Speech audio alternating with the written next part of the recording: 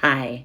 So today I want to talk to you about empathy traps. So first of all, what's empathy? And then we'll get into what is an empathy trap and where are we seeing these empathy traps in the culture. So first of all, empathy is our natural sympathetic nervous system response to another person's pain.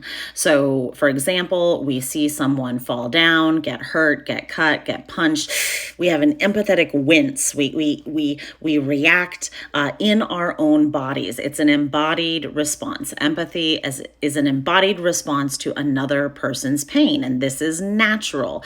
Sociopaths, psychopaths, they don't have a response when other people are in pain. People who are apathetic feel nothing when it comes to other people's pain. They don't have a response.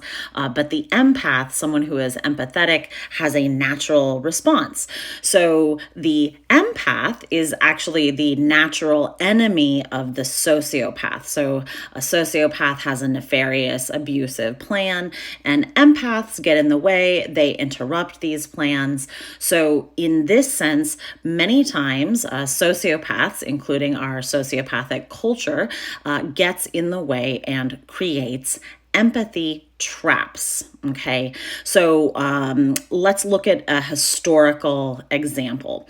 So historically, foot binding. Now, where we are today in our society, we all see foot binding for the very abusive, horrific practice that it was. It was incredibly brutal. But why did it have almost universal buy-in?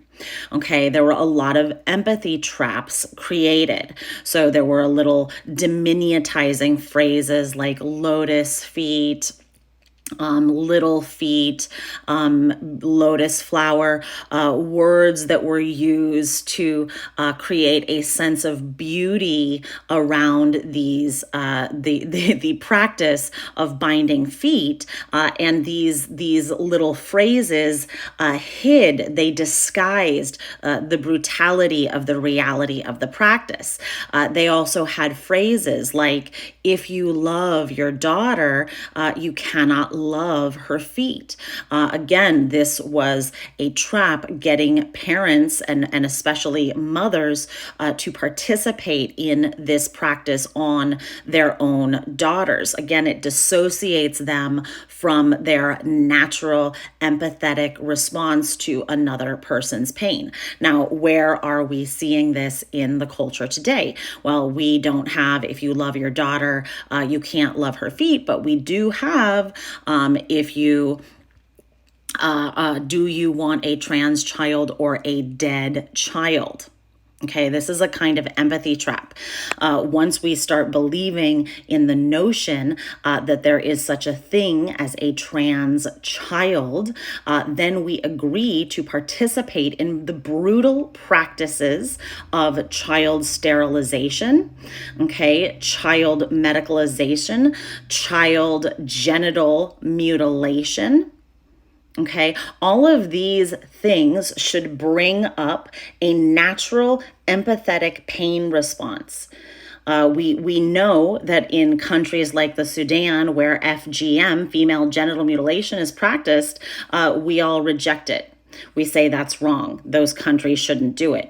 But now here, when it comes to, quote, gender affirming care, a diminutization of language, when it comes to, quote, affirming a child's identity, a diminutization of language, they disguise the brutal reality of the practices behind these words.